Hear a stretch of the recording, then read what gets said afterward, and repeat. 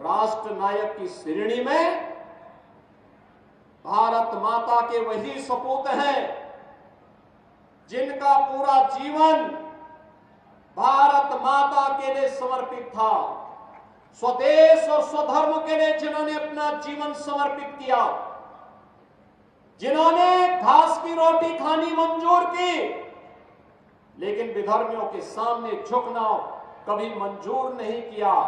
उन राष्ट्र नायकों में महाराणा प्रताप का नाम आता है, छत्रपति शिवाजी महाराज का नाम आता है, गुरु गोविंद सिंह जी महाराज का नाम आता है।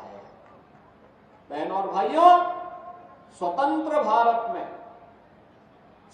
भारत में इन राष्ट्र नायकों का आदर्श हम सब की एक प्रेरणा है और वही प्रेरणा के बल पर हम लोग कुछ कर पाते हैं।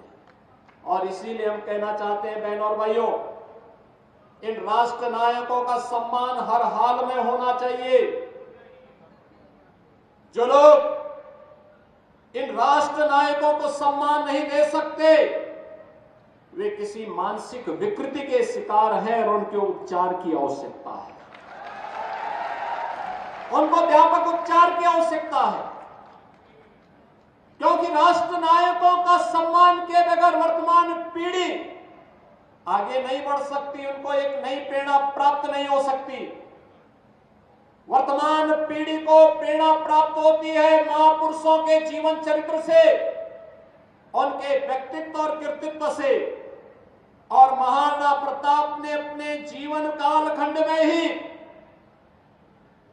मेवाड़ राजवंश से जुड़े हुए वे सभी क्षेत्र जिन्हें कभी अकबर ने हड़पने की कुत्सित चेष्टा की थी, उन्हें वापस लेकर के अकबर को भी घुटने टेकने के लिए मजबूर कर दिया था। और इसीलिए तो हम कहते हैं कि नायक तो महाराणा है, महाराणा, अकबर नायक नहीं हो सकता।